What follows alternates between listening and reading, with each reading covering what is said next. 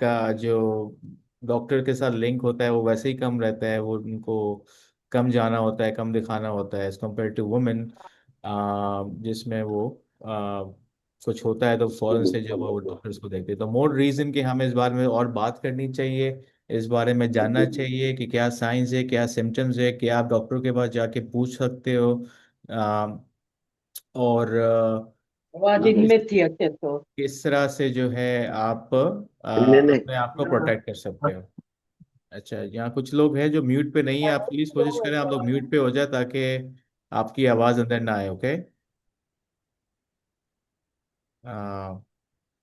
तो ये common chart मुझे दिखाना था, अगर आपको नजर आ रहा हो कि लीडिंग कॉजेज ऑफ डेथ, कि हमारे पास अमेरिका के अंदर ये 23-24 का डेटा है, 2023-2024 का, कि लीडिंग कॉजेज ऑफ डेथ जिससे इंसान मरते हैं वो कौन सी है। सो नंबर वन पे है हार्ट डिजीज। हमें सबको पता है कि heart disease number one reason है जिससे लोगों की डेथ होती है।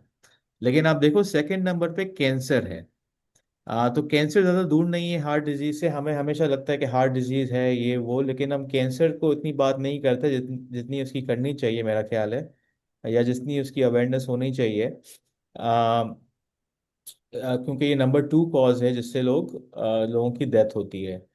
नंबर थ्री पे एक्सीडेंट्स है, और आप नीचे चलते रहोगे, डायबिटीज है, अल्जाइमर डिजीज है। Ida Elavino, Ida Buavatino. अच्छा, And ये the office में Elavino. Temen apa nih? Mute कर Ah, देगा आप लोगों oh, को baru tahu. No, no. Second. Halo.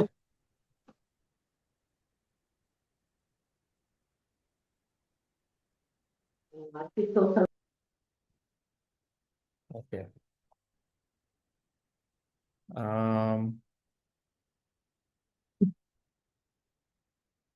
दूसरी बात मुझे यहाँ ये करनी थी कि जैसा हार्ट डिजीज होती है उसको आप यूजुअली प्रोटेक्ट कर सकते हो अपनी डाइट से, अपनी एक्सरसाइज से। आप गोलियां खाते हो, ब्लड प्रेशर कंट्रोल करते हो, डायबिटीज कंट्रोल करते हो। तो इन सब चीज़ों का ताल्लुक है, हमें पता है, इस बारे में हमारी अवेयरनेस बहुत ज़्यादा है कि हमें अपना, आप लोग जहाँ हो, आई एम श्योर आपकी फिजिकल एक्टिविटी में बहुत बात होती होगी, कि अच्छा हम किस तरह से अपना वजन को अपने सही रखें, डायबिटीज़ को सही रखें, ब्लड प्रेशर को सही रखें, हेल्दी डाइट लें, वॉकिंग करें, एक्सरसाइज करें। उस सबसे हार्ट डिजीज का जो रीज़न होता है कि आपको उसकी डेथ हो, वो कम से कम होता रहता है। कैंसर में ऐसा ज़रूरी नहीं कि ऐसा हो। जो भी चीज़ें हार्ट डिजीज को कम करती है वो कैंसर को कम बिल्कुल करती है। लेकिन कैंसर, हमें देखा गया है कि इवन आप सबसे हेल्दी डाइट भी फॉलो करो, सबसे हेल्दी खाना भी खाओ, एक्सरसाइज भी करो, फिर भी आपको कैंसर हो सकता है। कैंसर 2 साल के बच्चे को भी होता है, 5 साल के बच्चे को भी होता है, 20 साल के बच्चे को भी होता है, 30 साल के को भी होता है, 40। और इनमें से कोई भी ऐसा नहीं होता है जिन्होंने अपनी जिंदगी में ऐसा कुछ किया हो या स्मोकिंग की हो जिससे कैंसर हो जाए। तो कैंसर की जो रीजंस होते हैं वो डिफरेंट होते हैं। कैंसर एज की वजह से सबसे ज्यादा होता है, जिसकी वजह से वही सारी रीजंस जो हार्ट डिजीज करती है वो कैंसर भी करती है। लेकिन हमें पता है कि आप बिल्कुल हेल्दी भी रहोगे तो कैंसर हो सकता है, इसीलिए हमें बात करना ज़रूरी है कैंसर के बारे में। क्योंकि मुझे लगता है कि कुछ टाइम में कैंसर शायद नंबर वन कॉज हो जाएगा डेथ का, क्योंकि हमारे पास अभी बहुत लोग एजिंग कर रहे हैं। इसका मतलब ये है कि लोग लंबा से लंबा जी रहे हैं, उनको पता है कि किस तरह से अपनी तबीयत का ख्याल रखना है। तो वो आज हमारी जो एक्सपेक्टेंसी है लाइफ की वो 80 ईयर्स है अमेरिका के अंदर, ऑल पॉपुलेशन में। हमारे साउथ एशियंस में वो कम रहती है थोड़ी सी, लेकिन एक जनरल आपको मैं नंबर दूं तो 80 ईयर्स है। लेकिन overall in the next 10 years, 15 years ये बढ़ बढ़ के 85 हो जाएगी, 90 हो जाएगी। और जो बच्चे आज पैदा हो रहे हैं उनके बारे में कहा जाता है कि वो 100 साल भी जिंदा रहेंगे। तो जितना एक इंसान लंबा जिंदा रहता है या जीता है उसमें चांसेस ऑफ कैंसर बढ़ते रहते हैं, क्योंकि उसकी बॉडी के अंदर वो सेल्स होते हैं। कैंसर क्या होता है? कैंसर एक सेल होता है आपकी बॉडी के अंदर जो ग्रो कर रहा होता है, और आपको उसकी बॉडी, यूजुअली आपकी जो बॉडी होती है वो आपका फर्स्ट डिफेंस होता है कि वो कैंसर सेल्स को डिस्ट्रॉय करे। हम रोज कैंसर सेल्स हमारी बॉडी में बनाते हैं, लेकिन हमारी बॉडी में खुदा की तरफ से एक निज़ाम है जिसमें आप रोज आपकी बॉडी के अंदर वो ताकत होती है कि वो कैंसर को हटा सके। लेकिन जैसे ही आप एज करते रहते हैं या जैसे ही आपके पास दूसरी बीमारियों का इजाफा रहता है, तो वो बॉडी के अंदर वो स्ट्रेंथ खत्म हो जाती है कैंसर को कम करने की।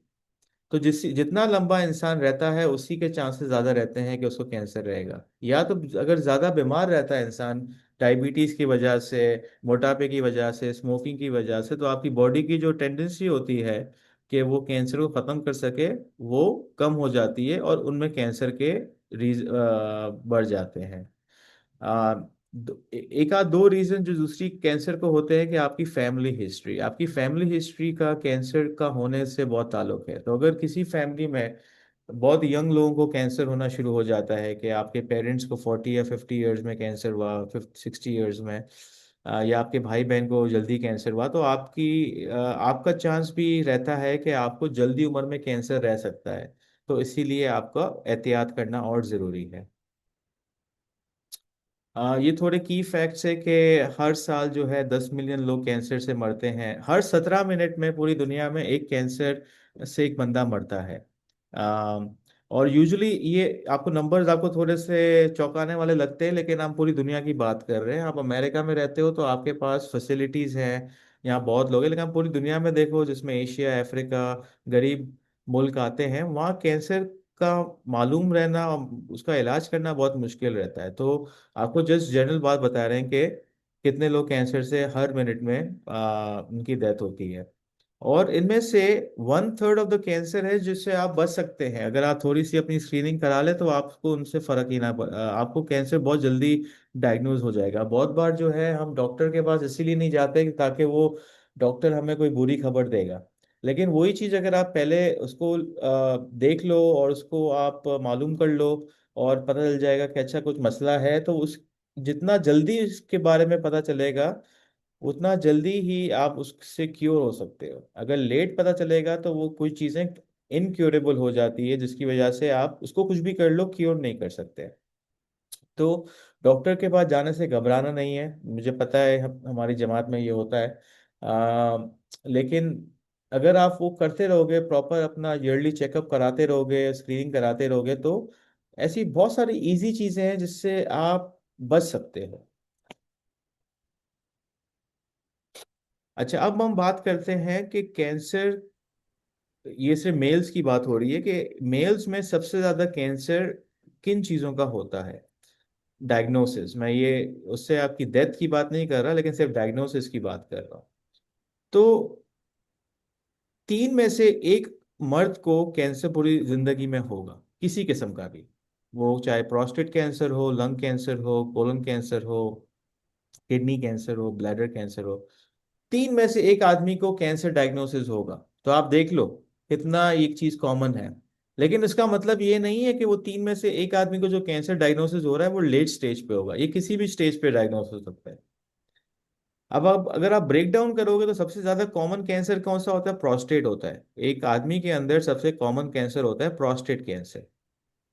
दूसरे नंबर पे जो कैंसर होता है वह lung cancer. Mostly lung cancer उनमें होता है जो स्मोकिंग वगैरह करते हैं, लेकिन ये लंग कैंसर स्मोकिंग के बावजूद भी हो सकता है कि किसी ने स्मोकिंग नहीं किया हो फिर भी उनको लंग कैंसर हो सकता है। और फिर आप नीचे जाते रहेंगे तो colon cancer, skin cancer, kidney cancer हो सकता है। अच्छी बात यह है जिसपे हम आज बात करेंगे, प्रोस्टेट कैंसर। दो आपको मैंने बताया कि सबसे ज्यादा कॉमन है डायग्नोसिस वाइज एक आदमी के अंदर, इससे आदमी मरते नहीं है। लंग कैंसर ज्यादा खतरनाक किस्म का कैंसर है जिससे जो 17 में से 1 आदमी को होगा, लेकिन उसमें से डेथ होने के चांस ज्यादा है प्रोस्टेट कैंसर के। तो मैं आपको एक कंपैरिजन दे रहा हूं कि दो प्रोस्टेट कैंसर सबसे कॉमन है। 8 में से 1 आदमी को प्रोस्टेट कैंसर उसकी पूरी जिंदगी में रहेगा, लेकिन जरूरी नहीं है कि वो प्रोस्टेट कैंसर से उसकी डेथ हो, क्योंकि जैसे वो प्रोस्टेट मेरे को कैंसर। मालूम पड़ रहा है खाली आप इसमें वीडियो और मेरा हुआ भी जैसा वो देख ले, लेकिन वो देख मालूम नहीं पड़ रहा है। ओके, ये फीमेल्स के हमारे रेशियो है कि फीमेल्स के अंदर कौन सा कैंसर कॉमन रहता है। तो फीमेल्स में प्रोस्टेट नहीं रहता, तो जाहिर है उनमें प्रोस्टेट कैंसर के चांस नहीं। लेकिन फीमेल में प्रोस्टेट नहीं रहता लेकिन ब्रेस्ट कैंसर होता है सबसे कॉमन। तो आप देखो, ब्रेस्ट कैंसर और प्रोस्टेट कैंसर के चांसेस होना दोनों के अंदर सेम है। मर्द के अंदर भी 8 में से 1 को होता है, वुमेन के अंदर ब्रेस्ट कैंसर 8 में से 1 को होता है। लेकिन आप देखोगे तो ब्रेस्ट कैंसर पे हम ज्यादा बात करते हैं, और प्रोस्टेट कैंसर पे शायद उतनी बात नहीं रहती है। तो ये बहुत ज़रूरी है कि हम प्रोस्टेट कैंसर, जो सबसे कॉमन कैंसर है मर्द के अंदर, उस पर भी हम बात करना शुरू करें, उसको सीरियसली लें, क्योंकि उसको हम जल्दी डायग्नोज करके उसको क्योर कर सकते हैं। ये वही ग्राफ को बताते हैं कि जो नंबर ऑफ डेथ जो यूएस में 2025 में हुई है, उसमें से सबसे कॉमन डेथ जो हुई है बोथ मेन एंड वुमेन के अंदर, वो लंग कैंसर के से हुई है। जैसे मैंने आपको बताया, लंग कैंसर ज्यादा कॉमन सेकंड नंबर पे है इंसिडेंस वाइज, लेकिन डेथ सबसे ज्यादा लंग कैंसर से हुई है दोनों में, फीमेल में भी और मेल में भी। सेकंड नंबर पे प्रोस्टेट कैंसर से डेथ हुई है मेल्स में, और सेकंड नंबर पे फीमेल में ब्रेस्ट कैंसर से डेथ हुई है। तो देखो आप, बिल्कुल सेम है। और फिर कोलन कैंसर एंड गो। अब आप देखोगे कि आपको मैं बता रहा हूँ सारी चीजें क्या है, लेकिन आप ट्रेंड देखोगे यूएस के अंदर, तो ओवरऑल ट्रेंड हम देखेंगे कि जो लोग कैंसर से मरते हैं, उनकी जो ट्रेंड है वो अच्छा लग रहा है, क्योंकि लोगों में अवेयरनेस आ गई है, लोगों में कि किस तरह से स्क्रीनिंग करनी है। तो लोग कैंसर से, उनका ट्रेंड अच्छा है। लोगों में अवेयरनेस है, तो वो जल्दी एक चीज़ को देख लेते हैं, जिसकी वजह से उनकी डेथ होने के चांस कम रहते हैं। प्रोस्टेट कैंसर, जिस जो हमारा आज मेन टॉपिक है, हमने पहले डिस्कस किया कि इसमें लिखा हुआ है कि 6 में से 1 आदमी को होगा, पहले था 8 में से 1 आदमी को होगा, तो 6 से 8 में से 1 आदमी को प्रोस्टेट कैंसर डायग्नोसिस रहेगा। तो अगर किसी को प्रोस्टेट कैंसर डायग्नोस होता है तो कोई बड़ी बात नहीं है। आप उसको एज ए नॉर्मल समझो कि जैसे डायबिटीज होता है या हाइपरटेंशन होता है, जैसे ब्लड। आप मैं आपसे एक एक आप मुझसे लेसन लोगे, तो वो ये है कि कैंसर होने को आप ज्यादा हवा ना बनाओ, क्योंकि इससे होता ये है कि जो आदमी जिसको कैंसर होता है वो डर जाता है। और वो रहता है कि यार देखो, मुझे कैंसर हो गया, अब तो मैं बिल्कुल जो है, मेरा लास्ट टाइम चल रहा है, लास्ट स्टेज चल रहा है, या मेरा बस जाने का टाइम आने वाला है। आप उसको ऐसे ना लो। प्रोस्टेट कैंसर तो ऐसा कैंसर है कि आप शायद प्रोस्टेट कैंसर होने के बावजूद आप शायद डायबिटीज या हार्ट अटैक से मरने के चांस ज्यादा है, ना कि प्रोस्टेट कैंसर से। लेकिन हम डायबिटीज और ब्लड प्रेशर को इतना बड़ा नहीं समझते जितना हम एक प्रोस्टेट कैंसर को समझते हैं। तो बस मैं आपको ये समझाना चाह रहा हूँ कि प्रोस्टेट कैंसर होना कोई बड़ी बात नहीं है, इसका क्योर है, इसका इलाज है, इसको हम बिल्कुल सही तरीके से, अगर डायग्नोस हो गया, यूजुअली ये जल्दी टाइम पे डायग्नोस होता है, अर्ली स्टेज पे डायग्नोस होता है, हम बिल्कुल क्योर करके खत्म कर सकते हैं। ये थोड़ा सा दिखा रहा है कि प्रोस्टेट कैंसर का इंसिडेंस जो है क्या है अमेरिका के अंदर। तो आपको पता है कि प्रोस्टेट सबसे ज़्यादा है, फिर लंग है। बीच में प्रोस्टेट कैंसर की स्क्रीनिंग की वजह से ये थोड़ी चीज़ें दिखाता है कि प्रोस्टेट कैंसर की डायग्नोसिस जो है वो बढ़ गई थी 1990s में, बिकॉज उनकी स्क्रीनिंग बहुत ज़्यादा होती थी। लेकिन अभी स्क्रीनिंग कम होती है, या स्क्रीनिंग सेलेक्ट पेशेंट्स की होती है, इसकी वजह से लोग कम भी फाइंड आउट कर रहे हैं कि प्रोस्टेट कैंसर है। तो इसको भी थोड़ा बैलेंस करने की जरूरत है। मैं बात करूंगा स्क्रीनिंग क्या होती है, कैसे होती है। ये अगेन मैं थोड़े फैक्ट्स बता रहा हूँ कि 2020 और 2021 के अंदर, अगर आप आखिरी 2 चीज़ों को देखो, तो हर 2 मिनट के अंदर, ये फैक्ट है, हर 2 मिनट के अंदर दुनिया में, दुनिया की बात हो रही है, एक आदमी को प्रोस्टेट कैंसर की डायग्नोसिस रहेगी, न्यू डायग्नोसिस होगी। और हर 15 मिनट में एक आदमी प्रोस्टेट कैंसर से मरेगा। लेकिन दुनिया की बात हो रही है, जिसमें आपको एक जनरल आइडिया दे रहे हैं कि ये चीज देखा जाए तो इतनी कॉमन है। लेकिन अगर इसका सही टाइम पे उसका आपने इसको देख लिया, पकड़ लिया, तो आप एक नॉर्मल जिंदगी भी गुजार सकते हैं। तो रिस्क फैक्टर्स क्या रहते हैं प्रोस्टेट कैंसर के? तो प्रोस्टेट कैंसर एज के साथ उसके होने के चांसेस बढ़ते रहते हैं, 50+ आपके चांसेस इंक्रीज रहते हैं। लेकिन आजकल तो हम ऐसा भी देख रहे हैं मेरी प्रैक्टिस में कि इवन 40 इयर्स के लोगों को भी प्रोस्टेट कैंसर होने के चांसेस रह रहे हैं। द रीजन इज कि अगर उनकी कोई फैमिली हिस्ट्री है, तो आपके चांसेस बढ़ जाते हैं। अगर फादर को प्रोस्टेट कैंसर हुआ है या ब्रदर को प्रोस्टेट कैंसर है, तो आपके होने के चांसेस बढ़ जाते हैं। लेकिन इवन जरूरी नहीं है कि फैमिली हिस्ट्री हो, प्रोस्टेट कैंसर किसी को भी हो सकता है। तो इसलिए ज़रूरी है कि जब आप 50 इयर्स की उम्र में पहुंचे, तो उसका आप एहतियात रखना शुरू करें। यूजुअली अफ्रीकन अमेरिकन में ज़्यादा होता है जो उसके चांसेस है। फैमिली हिस्ट्री की मैंने बात की कि अगर आपकी फैमिली में प्रोस्टेट कैंसर है तो आपका रिस्क ज़्यादा है, जिसकी वजह से आपको प्रोस्टेट कैंसर की जो स्क्रीनिंग है वो जल्दी शुरू करनी चाहिए। अब मैं स्क्रीनिंग पे जब पहुंचूंगा तो बात करूंगा। और ओबेसिटी का जो लिंक है, मोटापे का जो लिंक है, वो प्रोस्टेट कैंसर से भी रहता है। जो अ, मोटापे का ताल्लुक बहुत चीज़ों से रहता है, राइट। मोटापे का ताल्लुक आपको कोलन कैंसर से रहता है, लिवर कैंसर से रहता है। उसी तरह प्रोस्टेट कैंसर से भी मोटापे का ताल्लुक है। तो वैसा मैंने बताया था कि हेल्दी डाइट, एक्सरसाइज, अपने आप को सही शेप में रखने से हार्ट डिजीज के अलावा आप कैंसर का भी रिस्क कम कर सकते हो। तो ये स्क्रीनिंग गाइडलाइंस है। Everyone at the age of 50 should get start getting a prostate cancer screening। Screening एक सिर्फ ब्लड टेस्ट होती है। आप अब हर साल जाके अपने प्राइमरी के डॉक्टर को बोलते होगे कि मेरा regular CBC, chemistry, lipid profile, A1C, thyroid, HbA1c, ये आप सब करो। और वो करता भी होगा। लेकिन अगर वो आप अगर उसको, आई एम श्योर वो करते होंगे आपके प्राइमरी केयर डॉक्टर्स, उनको पता है सारी चीजें। क्योंकि ये ऑन्कोलॉजिस्ट का काम नहीं है स्क्रीनिंग करना। मेरे पास जो पेशेंट आते हैं वो यूजुअली प्रोस्टेट कैंसर के डायग्नोसिस के बाद आता है, तो मैं इनको क्योर करने के लिए होता हूँ। लेकिन जो आपका फर्स्ट स्टेप रहता है वो आपका एक रेगुलर प्राइमरी केयर डॉक्टर रहेगा जो आपकी स्क्रीनिंग करेगा। स्क्रीनिंग है, ब्लड टेस्ट होती है जैसे मैंने बताया, वो रेगुलर जो आपका दूसरे टेस्ट होते हैं वो उसके साथ एक ब्लड टेस्ट की स्क्रीनिंग करेगा वंस ए ईयर। ठीक है। और कभी कभार अगर आपके नंबर बड़े अच्छे लग रहे हैं तो आपको वंस इन 2 इयर्स भी कर सकता है। लेकिन ये बहुत जरूरी है कि आप all of you all, I am sure आप लोग सारे 50+ होंगे। आपको जरूरी है कि आपको अपना PSA नंबर पता होना चाहिए कि भाई, आपको अपना A1C नंबर पता होता है डायबिटीज का क्या है, तो आपको अपना PSA नंबर ही पता होना चाहिए जो प्रोस्टेट का नंबर होता है। ठीक है। और यही सबसे अच्छा और आसान तरीका है मालूम करने का कि आपको कोई रिस्क तो नहीं है प्रोस्टेट कैंसर का, या होने तो नहीं वाला है, क्योंकि ये पहले ब्लड में सालों पहले आना शुरू हो जाता है।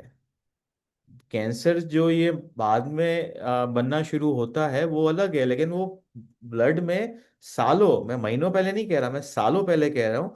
तो आपके पास 3 4 5 साल होंगे कि आपको पता चलेगा कि आपका नंबर ऊपर जाते जा रहे हैं, उसका कुछ करना चाहिए। जिनको family history of prostate cancer होती है, या जो हाई रिस्क होते हैं, या जिनको family history of any cancer होती है, मेरा ख्याल है उनको 45 पे स्टार्ट कर लेना चाहिए यही ब्लड टेस्ट। ठीक है। उसकी दूसरी मिसाल ये भी रहती है कि अगर किसी के फादर को प्रोस्टेट कैंसर 50 ईयर्स में डायग्नोज हुआ है तो आप 10 ईयर्स पहले उसकी स्क्रीनिंग उसके बच्चे में, बेटे में स्टार्ट करो। ठीक है। तो डिपेंड करता है कि आपका क्या पर्सनल जेनेटिक्स है, जिसकी वजह से आपकी पर्सनल हिस्ट्री पे भी बेस करेगा कि आप कितने साल की उम्र में इसकी स्क्रीनिंग स्टार्ट करते हो। और अपने प्राइमरी केयर से डिस्कस करना कि भाई मेरी प्रोस्टेट कैंसर की स्क्रीनिंग हो रही है या नहीं हो रही है। आई एम श्योर हो रही होगी। और आपको उसके नंबर पता होने चाहिए कि नंबर कितना है, क्योंकि नंबर से पता चलता है कि हर साल आपका जो प्रोस्टेट कैंसर का नंबर है कितना ऊपर जा रहा है, उससे आप अंदाजा लगा सकते हो कि आपका रिस्क कितना है प्रोस्टेट कैंसर के होने का। सिम्टम्स क्या होते हैं, चलें आप बोलोगे सब सही है, मैं डॉक्टर के पास बहुत कम जाता हूँ, मैं हर साल नहीं जाता, या मेरे पास इंश्योरेंस नहीं है, या जो भी है, आप बोलते हो मैं डॉक्टर के पास नहीं जाता। ठीक है। तो आपको किस चीज के सिम्टम्स को देखना चाहिए जिससे आपको लगे कि यार अभी मुझे दिखाना चाहिए डॉक्टर को। ठीक है। और यूजुअली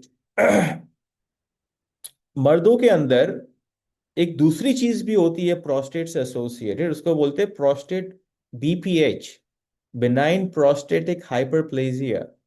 वो प्रोस्टेट कैंसर नहीं होता। वो ये होता है कि जैसे ही एक मर्द 70 ईयर्स की उम्र तक पहुंचता है उसको पेशाब करने में मसला होना शुरू हो जाता है। उससे पहले भी होता है, 70 ईयर्स पे तो सबको होता है।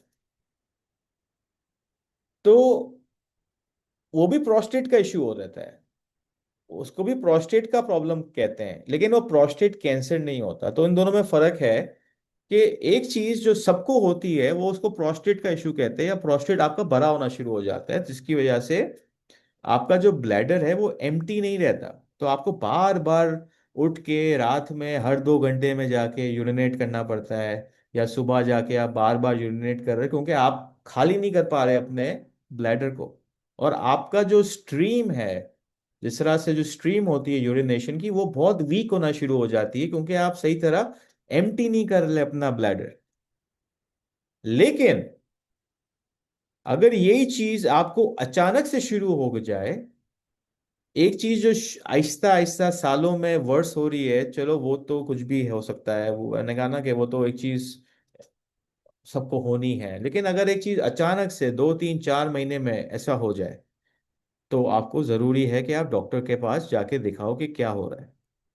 अगर आपके ब्लड में, सॉरी, आपके यूरिन में अगर कोई ब्लड आना शुरू हो जाए, तो ये ज़रूरी है, आपको दिखाना है भाई ब्लड नॉर्मल नहीं होना चाहिए। अगर कोई इन्फेक्शन हो सकता है इन्फेक्शन की वजह से, अगर आपको यूरिनरी इन्फेक्शन की वजह से ब्लड आए, लेकिन कभी भी ब्लड को देखो कहीं भी, ज़रूरी है कि डॉक्टर को दिखाओ। अगर आप अपने पखाने में देखते हो ब्लड को, तो ज़रूरी है आप दिखाओ। ये नॉर्मल चीज़ें नहीं होती है। डिफिकल्ट टू स्टार्ट यूरिनेशन, अगर आपको कोई लोअर बैक पेन या हिप पेन वगैरह नया शुरू होता है, अब आप, ये जितने भी मैं सिम्टम्स बता रहा हूँ ना आपको, ये नॉर्मल चीज़ों में भी हो सकता है, ज़रूरी नहीं कैंसर हो, ठीक है ना। अभी लो बैक पेन तो हर किसी को होता है। लोग मुझसे आके पूछते हैं कि मुझे सर में दर्द हो रहा है, तो क्या मुझे सर में कोई ब्रेन कैंसर हो गया है? क्योंकि आपको लगता है कि कहीं भी आपको कोई दर्द शुरू हो जाए तो आपको कोई डर लगना शुरू हो जाता है। तो मैं आपको उनको बताता हूँ एक चीज़, कैंसर का जो दर्द होता है ना, वो जाता नहीं है, वो सिर्फ वर्ड्स होता है। लेकिन अगर आपको कोई बैक पेन किसी वजह से हो, आपने कोई सामान उठा लिया हो, कोई एक्सरसाइज कर ली हो, कुछ ऐसा है, तो वो दर्द 2 3 दिन में चले जाएगा या बेहतर होना शुरू हो जाएगा। तो ये भी फर्क रहता है कि अगर ये चीज़ अगर आपका आपको दर्द शुरू हुआ है अचानक से कहीं, और वो ख़त्म नहीं हो रहा है, 1 हफ्ता हो गया है, तो ज़रूरी है कि आप उसका दिखाओ अपने प्राइमरी डॉक्टर को। और अगर आपको वेट लॉस होना शुरू हो गया ना, वेट लॉस तो अच्छी बात है करना, लेकिन अगर आप कह रहे हो कि यार मैं तो सब वही कर रहा हूँ, मैं खा भी वही रहा हूँ, मैं सब कुछ वही कर रहा हूँ, लेकिन मेरा वजन लूज हो रहा है, आ, तो ये भी एक साइन होती है कि आप दिखाओ। देख, इसमें से कोई भी साइन 100% नहीं बताएगी कि कैंसर है, लेकिन ये सारी साइन या सिम्टम्स दिखाएंगे कि देखो अभी आपका टाइम आ गया डॉक्टर को दिखाने का। आप डॉक्टर को दिखा के चेक करा लो, उससे अपना पूछो कि मेरा प्रोस्टेट वगैरह चेक कर ले, और आप एक तरफ से सुकून में आ जाओ। और जैसा मैंने आपको पहले बात की थी, औरतें जो है इस मामले में बड़ी अच्छी रहती हैं। उनको कुछ होता है, या कोई ब्रेस्ट का इश्यू रहता है या किसी का भी, वो जाके फौरन से जो है ना डॉक्टर को दिखाती है। मर्दों में हम कहते हैं यार चलो छोड़ो, देख लेंगे, ये कर लेंगे, 3 महीने गुजर जाते हैं, 6 महीने गुजर जाते हैं, और जो टाइम रहता है डॉक्टर को दिखा के अर्ली कैंसर डायग्नोसिस का, वो निकलने के चांस बढ़ जाते हैं। तो जरूरी है कि आप डॉक्टर को दिखाओ। उसके बाद क्या होता है, अगर आपका नंबर, इसमें मैं ये भी नहीं बोलूंगा खुदा ना खास्ता, मैं कहूंगा अगर आपका नंबर अच्छा है, अगर आपका ऊपर आए, तो आप कोई बड़ी बात नहीं है। अब जैसे मैंने कहा ना कि प्रोस्टेट कैंसर को आप ऐसा ना लो कि कोई डेथ सेंटेंस है। अगर आपको पता चल जाए तो आप शुरू में आके उसको टेक केयर करके क्योर हो सकते हो, और 20 30 साल और रह सकते हो जिंदा, कोई फर्क नहीं पड़ता। तो नेक्स्ट स्टेप यूजुअली होता ये है कि आपका वो पीएसए नंबर, जो ब्लड टेस्ट होता है, वो हर साल जैसा है कि आपका प्राइमरी डॉक्टर करेगा, वो चेक करेगा कि आपका जो नंबर है वो कितना बढ़ रहा है। अगर एक नंबर सर्टेन नंबर से ऊपर चले जाता है, एबनॉर्मल हो जाता है, तो वो आपको यूरोलॉजिस्ट के पास रेफर करेगा। यूरोलॉजिस्ट होता है वो सर्जन होता है, जो एक कैंसर को 3 लोग टेक केयर करते हैं। एक होता है सर्जन, जो कैंसर की सर्जरी करता है और कैंसर को निकाल देता है आपके जिस्म से।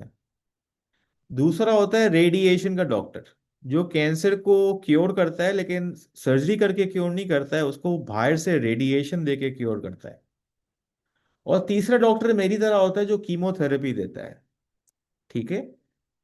तो हम तीनों मिलके किसी भी कैंसर को ट्रीट करते हैं, लेकिन इसका एक स्टेप वाइज प्रोसेस होता है। तो आपको पहले आपका जो प्राइमरी केयर होता है, वो आपको यूरोलॉजिस्ट के पास भेजेगा कि अच्छा दिखाओ कि भाई ये प्रोस्टेट का जो नंबर बढ़ा है वो कैंसर की वजह से बढ़ा है, या वो क्या पता एक रेगुलर, जैसा मैंने आपको कहा ना कि एक प्रोस्टेट बिनाइन प्रोस्टेटिक हाइपरप्लेजिया होता है, उसमें भी नंबर बढ़ता है। तो वो आपको सबसे पहले एमआरआई करेगा प्रोस्टेट का।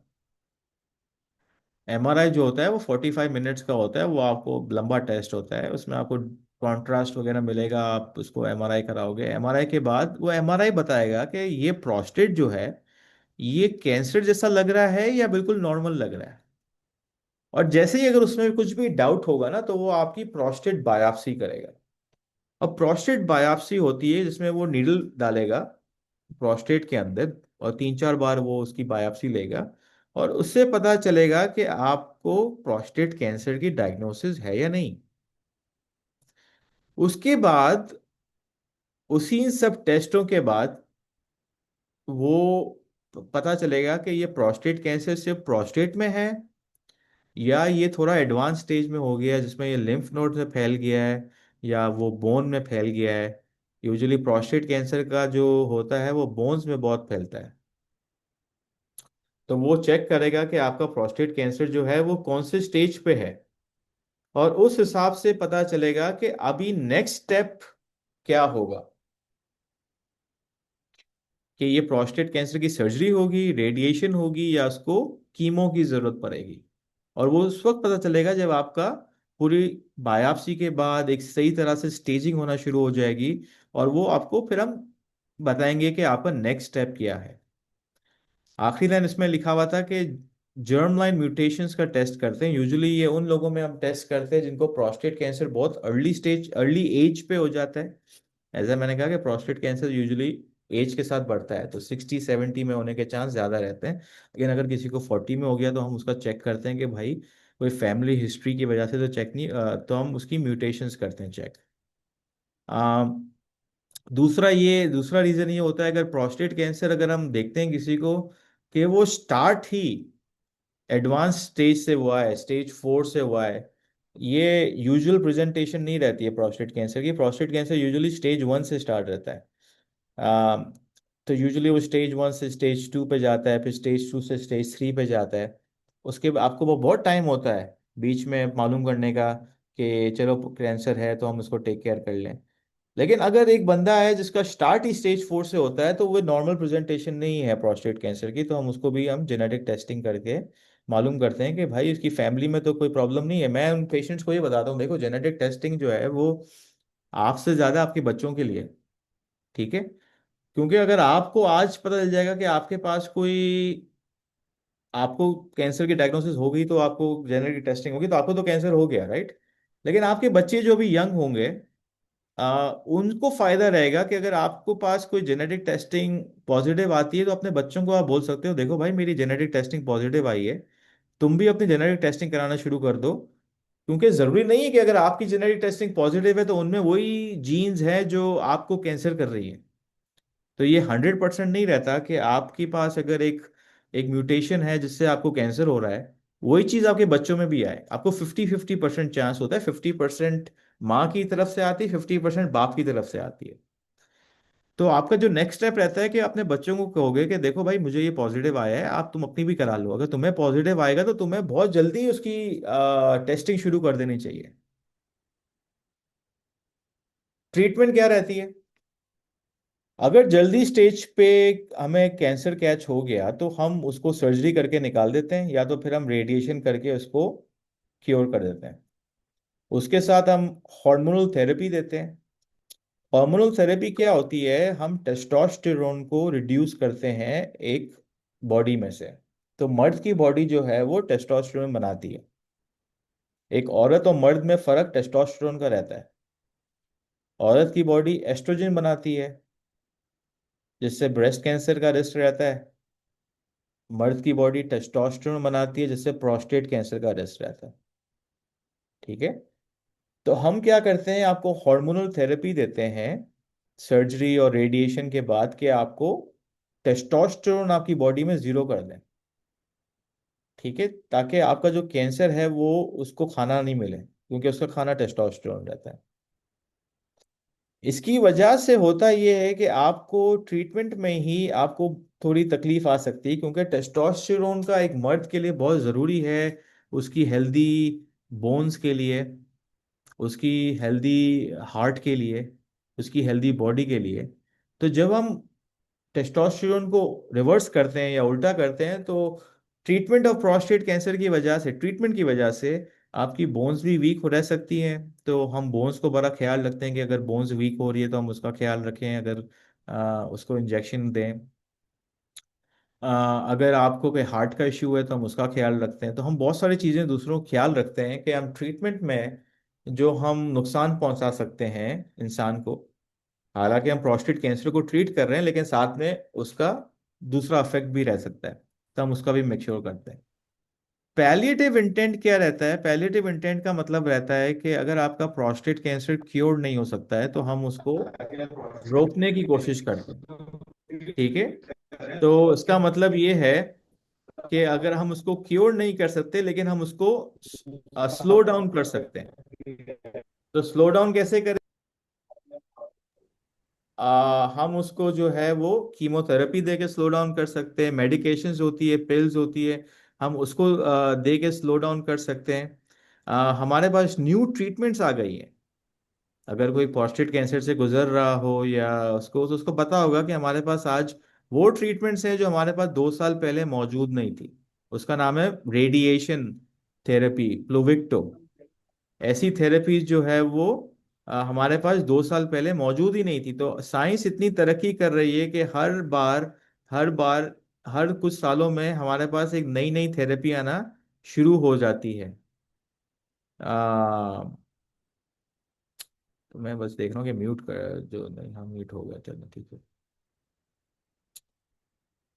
हमारे पास क्लिनिकल ट्रायल्स रहते हैं, जिसमें आप जो हो एक रिसर्च स्टडी का पार्ट बन सकते हो और दूसरों को भी हेल्प कर सकते हो कि अगर आपके पास एक स्पेशल केस है। या और हमारे पास आजकल बहुत सारी टारगेटेड थेरेपीज आ गई है। जैसे अगर आपके पास, अगर किसी को म्यूटेशन हो, तो अगर किसी को म्यूटेशन वाला प्रोस्टेट कैंसर होगा उसकी ट्रीटमेंट अलग रहेगी, ना कि किसी को म्यूटेशन वाला प्रोस्टेट कैंसर नहीं रहेगा। तो तो कहने की बात यह है कि प्रोस्टेट कैंसर को ट्रीट करने के भी बहुत अलग अलग तरीके हैं, बेस्ड ऑन आपको कौन सा प्रोस्टेट कैंसर है। हर किसी, मेरे पास ये लोग आते हैं पेशेंट्स के, अच्छा मेरा मेरे दोस्त को तो प्रोस्टेट कैंसर इस तरह से हुआ था, उसकी ट्रीटमेंट ऐसी भी थी। तो आप उससे कंफ्यूज नहीं रहना। अगर किसी को प्रोस्टेट कैंसर हुआ है तो आप उसको ये नहीं बोलना यार, तो तुम्हारी ट्रीटमेंट ये हो रही है, मेरी अलग हो रही है। हर किसी की ट्रीटमेंट उसके अपने हिसाब से रहेगी कि उसको क्या रिस्क है, क्या स्टेज है, क्या उसकी जो है वो म्यूटेशंस है, उस हिसाब से ट्रीटमेंट रहेगी। ठीक है। तो in the end prevention is better than cure, और इसी पे बड़ा फोकस रहना चाहिए हमारा, ना सिर्फ प्रोस्टेट कैंसर की पे, बल्कि ब्रेस्ट कैंसर पे, कोलन कैंसर पे, जिसकी भी हमारे पास स्क्रीनिंग है, सर्विकल कैंसर है। आ, उनको हमें मेक श्योर करना चाहिए कि हम उनकी स्क्रीनिंग कराएं, ताकि डरे ना, ताकि एक चीज पहले पता चल जाए, ताकि वो पहले ही उसका टेक केयर हो जाए, ना कि बाद में हो। क्योंकि शुरू में टेक केयर करना उसका इजी रहता है, ना कि बाद में। तो ये मेरी प्रेजेंटेशन थी। अगर किसी को कोई क्वेश्चन है तो I am happy to answer right now. यानी मदद। अ, मेरे को ना, यानी ऐसा सोचने की आदत बहुत है, और बीच में मेरा कुछ फोन कार्ड का बिजनेस था न्यूयॉर्क में। तो जब भी ये आदत सोचता हूँ, बार बार मेरे को पेशाब लगती है। तो उसका क्या रीजन है? आप के सोचने की वजह से आपको ज्यादा हाँ, पेशाब ज्यादा लगती है? सोचते रहो। अभी समझो कि अभी यहाँ डिलीवरी करना, यहाँ डिलीवरी करना, यहाँ नहीं करा।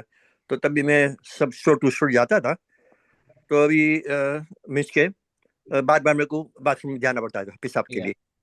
देखिए, वो साइकोलॉजिकल हो सकता है कि आपको ऐसा एक आदत पड़ जाए। उसका तरीका ये है कि अपने आप को आप ट्रेनिंग दो कि हम्म। मुझे हर 2 घंटे में बाथरूम जाना है, उससे पहले नहीं जाना है।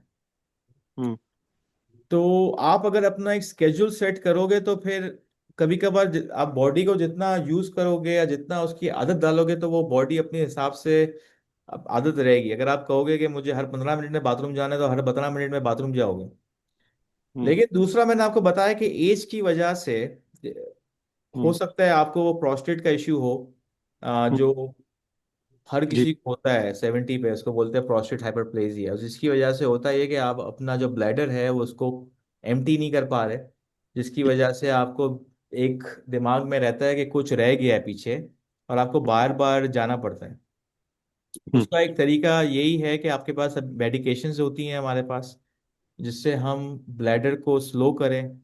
हमारे पास मेडिकेशन होती है कि अगर प्रोस्टेट बड़ा है तो उसका स्पेस हम सही करें, ताकि एक पेशाब का जो एक फ्लो रहे वो सही तरह निकल जाए। तो मुझे लगता है कि हो सकता है कि आपको मेडिकेशंस की ज़रूरत पड़े, अगर आप हो तो उसका डोज बढ़ाना पड़े या मेडिकेशन चेंज करनी पड़े, क्योंकि बहुत हर कोई जो है एक टाइम पे प्रोस्टेट मेडिकेशंस पे रहता ही है अपने फ्लो की वजह से। ज़रूरत रहती है। लेकिन मेक श्योर कि आप अपना पीएसए नंबर हर साल चेक करा रहे हो, और आ, वो एक एक सही रेंज में रह रहा हो। Okay, thank you.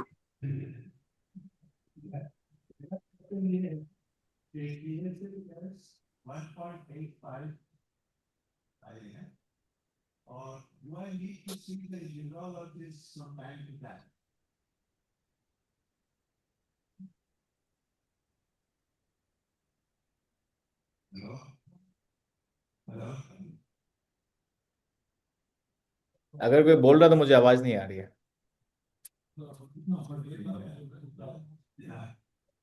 मेरा PSA test is 1.85. So do I need to see the urologist from time to time? My father had a prostate cancer.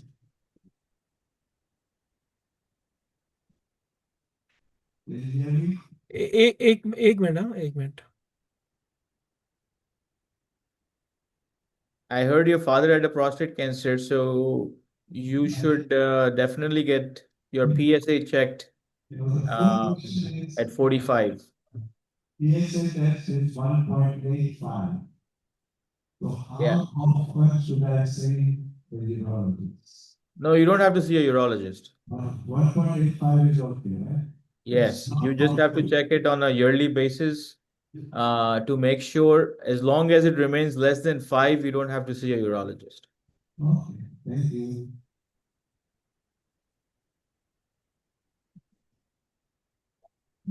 Professor, we have about 30 people. I don't know if you can see them, but they are here in the hall, 30 men.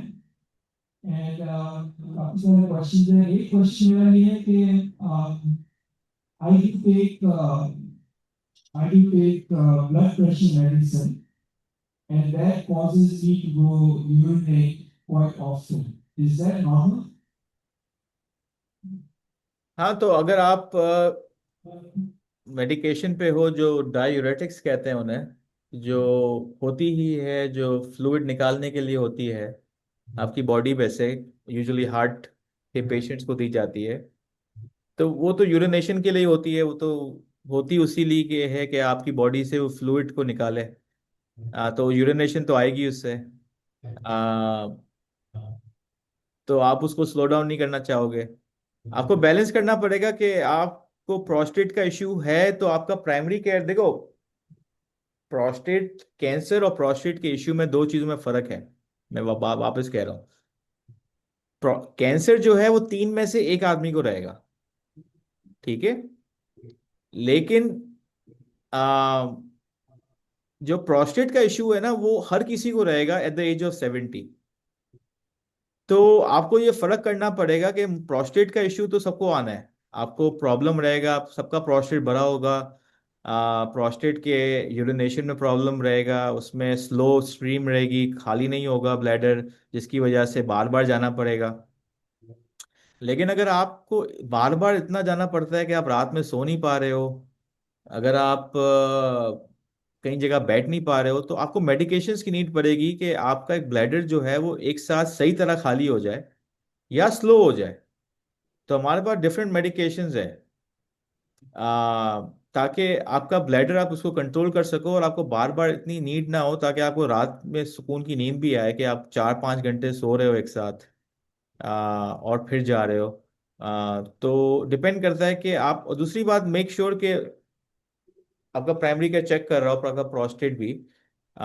लेकिन पेशाब का ताल्लुक cancer से नहीं है, ये usually prostate से रहता है, जो नॉर्मल है, वो हर किसी को होना है।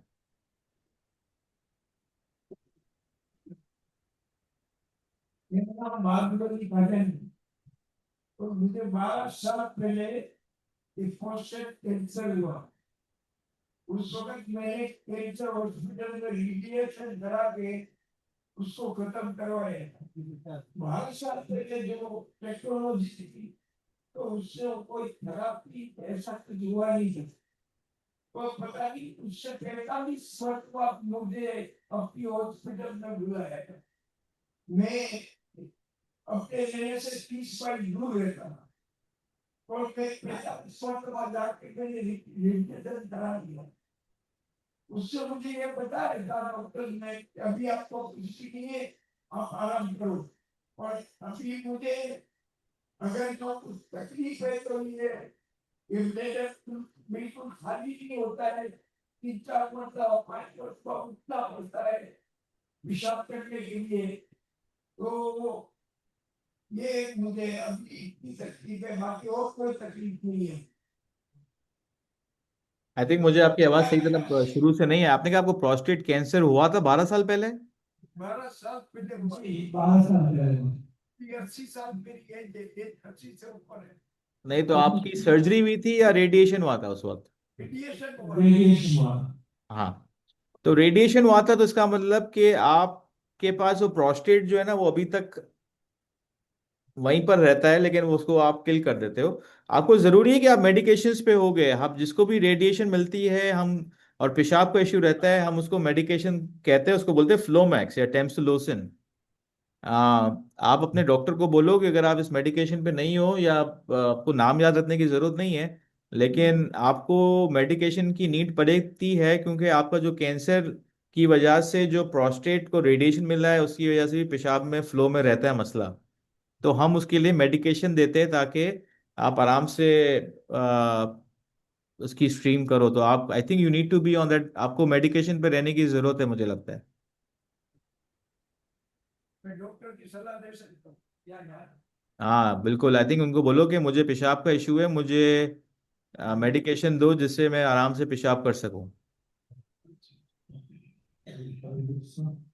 2 महीने पहले मेरा ओपन अफसर दे दिया। उन्होंने डॉक्टर ने मेरे को ये मेडिसिन दिया। वैसे मेरे को मेरी नजर रिपोर्ट चाहिए। मुझे आवाज आपकी कम आ रही है एक्चुअली। ऐसा वो दो या तो महीने पहले मेरा ओपन अफसर दे दिया। वो टाइम के डॉक्टर ने मेरे को मेडिसिन दिया था। और मेरे को 85 4 मिनट्स वीडियो मेरे को निकालना पड़ता था। अभी वो बंद कर दिया है 30 मिनट से। भी चार कर रहा है सब बिल्कुल पूरा कर लेते हैं।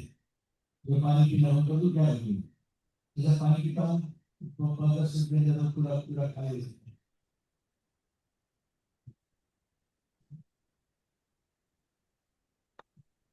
आप रिपीट, जो सामने जो है वो रिपीट कर देंगे, सवाल क्या था? मेरा सवाल ये है कि मेरे को केमिस्ट दे दिया था 2 महीने पहले मेरा तो हुआ सर्जरी तो दिया था उसके अंदर। उसके बाद में मैंने से एक 15 दिन करने तो वेट में लिया। अभी मैं बंद कर लिया हूँ, फिर भी मेरा प्रोसेस वही है कि मैं पानी पीता हूँ तो उसमें 5 या 10 दिन के अंदर वो कंप्लीटली जाना पड़ता है। इसके लिए रुकता नहीं, बाकी पूरा कंप्लीटली एक ही हो जाता है।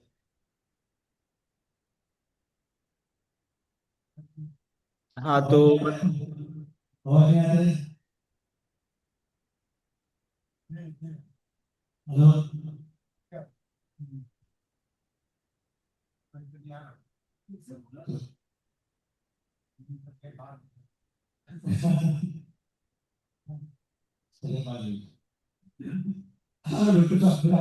नवीन भाई, आप अगर अगर सामने हो तो आप मुझे रिपीट कर दो सवाल। मेरा सवाल है। हेलो मेरा आपका आवाज आपका क्वेश्चन क्या है कि आपको प्रोस्टेट का कैंसर का इशू नहीं है, पेशाब का इशू नहीं है, आपका क्या इशू है? को हिसाब एक्चुअली है। हिसाब एक्चुअली है कि मेरे को एक दो से ज्यादा पड़ता है, एक से भी पड़ता नहीं बस ये। बाकी मेरे को तो पूरा पूरा पेट खाली होता है तो इसके लिए जो है ना, अगेन मैं वही रिपीट करूंगा कि आपको अपने को ट्रेनिंग ऐसे करनी पड़ेगी अपनी बॉडी के लिए, दिमागी, और आपको इसके लिए कभी कभार एक्सरसाइजेज भी आती है, पेल्विक एक्सरसाइजेज, जिसकी वजह से आपको कंट्रोल रहे यूरिन का। अगर ये सब चीज़ें आपको, उसको पेल्विक एक्सरसाइजेज कहते हैं, या अगर आपका दिमागी तौर पे अगर आप इसको कंट्रोल नहीं कर पा रहे तो आपको ब्लैडर को स्लो डाउन करने के लिए मेडिकेशन लेनी पड़ेगी, जिससे आपको बिल्कुल अचानक से जाना ना पड़े। तो ये सारी चीजें मैंने कहा ना, ये एज के साथ ये प्रॉब्लम सबको है। तो नहीं, आपका सदर जो उसके बाद में जो प्रॉब्लम है, यानी वाली हुआ और एक परिवार के पास में कोई चल रहा है, तो फिर पानी में पानी की आवाज करते उसको आवाज नहीं आता है। आई थिंक आप अपना दिखाओ डॉक्टर को, लेकिन मुझे लगता है आपको मेडिकेशन की नीड पड़ेगी स्लो करने के लिए। तो पानी पानी तो पीना जरूरी है, हाँ हाइड्रेशन। जरूरी है, तो ये वो पानी आप, पीना जरूरी है, लेकिन पेशाब करना हर घंटा जरूरी नहीं है। तो आपको डॉक्टर को दिखाना पड़ेगा।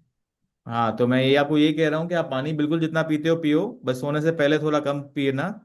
लेकिन अगर आपको ऐसा लगता है कि आप कंट्रोल नहीं कर पाते, तो आपका ब्लैडर कंट्रोल में इश्यू है, वो वक्त के साथ कम होना शुरू हो जाता है। उसके लिए आपको स्लो करने के लिए आपको मेडिकेशन की जरूरत पड़ेगी। So Dr. Dr. Ahmed, thank you so much. We have few more questions. And then I know you have to leave as well. I can लेकिन take one one more question, that's fine. ठीक है, तो उससे पहले जो है, I want to thank you so much on behalf of all the Evergreen members and our seniors. Mostly seniors over here are over 65. There's mostly 70, 75, up to like 92 years old. So they're माशाल्लाह। all sitting here, and we really appreciate your time and all the knowledge that you have given us. Thank you so much. We are with gratitude, really, what you have done for us and educated us on prostate cancer. So thank you so much. With नहीं, that, thank you, it is my pleasure to be here and glad to be here and अच्छा है, थोड़ा सेवा करने का मौका दिया आपने। thank you. आपके लिए बहुत सारी दुआएं हैं हमारे से, कि बस बोला आपको हमेशा सुखी सलामत आबाद रखें, और आमीन। इस सेवा का बदला आपको दिन और दुनिया में। Thank you. आमीन। दो three questions really quick, if you can spend some time, because we have some pressing questions. So when you think that you have to leave, just let us know. Okay, Doctor? बस I think आप लोग 1 बजे तक मैं बैठता हूँ, देखते हैं, दो ठीक तीन है, सवाल के जवाब देते हैं। सही। हाँ, देखा, आपने कहा कि साल में एक बार पीछे का करना चाहिए। लास्ट टाइम मैं डॉक्टर का गया था, मेरा पीछे किया उसने, लेकिन उससे एक पेशेंट ने बात किया कि उसके 3 महीने के अंदर था, उसका नंबर कम था, और 6 महीने में उसका नंबर एकदम बढ़ गया, और उसको कैंसर हो गया। तो जरूरी है कि हर साल कराना चाहिए या शेड्यूल कराना चाहिए? नहीं, हर साल सही रहता है, क्योंकि देखें, वो होता ये है कि आपके नंबर पे डिपेंड करता है कि वो आपको क्या करता है, ठीक है। आपको वो, आपका नंबर बहुत ही कम है तो आप हर 2 साल में भी करा सकते हो। लेकिन अगर आपका नंबर एक इन द मिडिल है तो आप हर साल कराओगे। लेकिन अगर आपका नंबर थोड़ा हाई आना शुरू हो गया, क्लोज टू 5, तो वो आपको बोल सकता है कि 6 महीने में भी कराओ। तो ये हर किसी का डिपेंड करता है कि आपका नंबर किस लेवल पे आ रहा है, उस हिसाब से जो है वो। लेकिन अगर आपको कुछ याद रखना है तो हर साल तो आपको कराना मस्ट है। फिर उस पर डिपेंड करता है कि ऐसे प्रोस्टेट कैंसर का क्या है कि बहुत सालों में ग्रो होता है। ये ऐसी बीमारी नहीं है कि 1 साल पहले नहीं थी और 1 साल के बाद अचानक से आ गई। मैंने कहा ना, सालों लगते हैं, आपके ब्लड में आपको वो इंडिकेशन देता है, तो आपके पास टाइम रहता है। आपको ऐसा टेंशन लेने की जरूरत नहीं है कि मुझे हर 6 महीने में कराना है या जो भी है।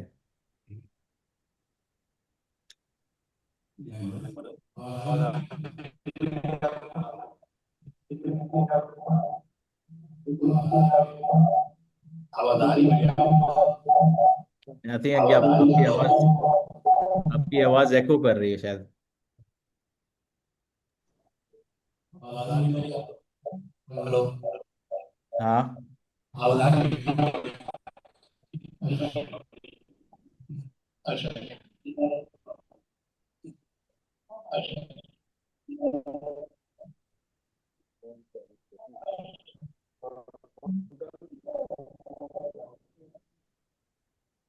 हेलो आवाज आ रही है मेरी आपको आवाज आती है लेकिन फिर बीच में गायब हो जाती हेलो है। हेलो हाँ आवाज हाँ आ आ रही रही है है। आपको सवाल ये आ है रही है आ कि रही है। सवाल ये है कि आपने बहुत सारा अच्छी तरह समझाया बहुत सारे क्वेश्चन सवाल ये है सवाल ये है कि आपने बहुत सारा बहुत सारे क्वेश्चन नहीं है अगर आपका नंबर का ड्रॉप करते हो यहाँ पे तो अगर आपका ड्रॉप करते हो यहाँ पे तो हम लोग आपको वैसे मुझे मैसेज में ये है कि प्रोजेक्ट और कैंसर नहीं होता है अगर प्रोजेक्ट आपको है नहीं, आवाज समझ में नहीं आ रही है एक्चुअली, वो बहुत ही वो हो रहा है। आई थिंक मुझे आपकी ये बात समझ में आया कि आपको मेरी इन्फॉर्मेशन चाहिए। आप एक काम करो, अगर कोई क्वेश्चंस हो तो आप अपने एवरग्रीन के थ्रू आप लग दो, अपने कोऑर्डिनेटर्स को या लीडर्स जो हैं आपके दे दो, फिर वो मुझे पहुंचा देंगे और आई I answer them. Okay.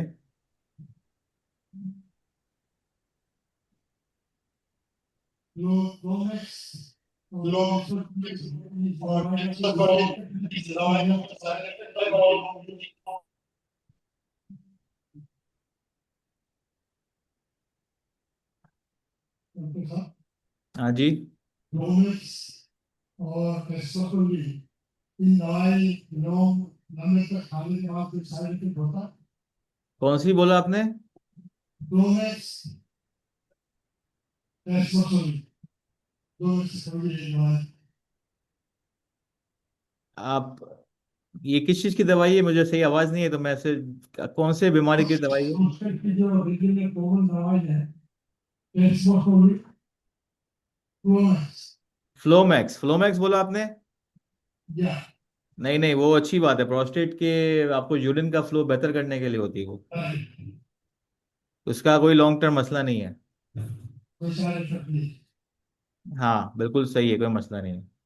Thank you ठीक है जी। अच्छा चलें जी, नाइस। हाँ जी। डॉक्टर साहब, ये जो कैल्शियम 5 मिलीग्राम का आता है रोस्टावेसिन, तो उससे क्या फायदा होता है? कैल्शियम से हम्म।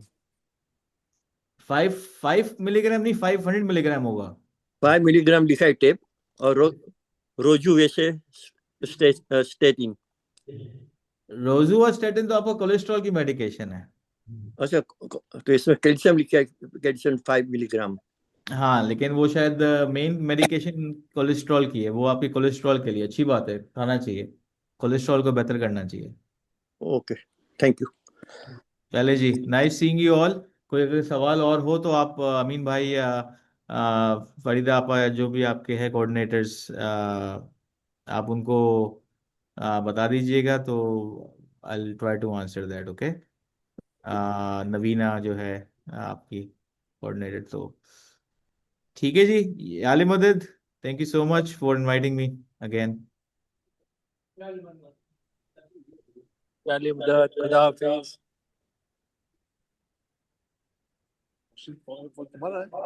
मोहसिन मोहसिन अभी इसके फादर फादर शादी आप बोले उसको फरका निकाल मासूम हो गया। हाँ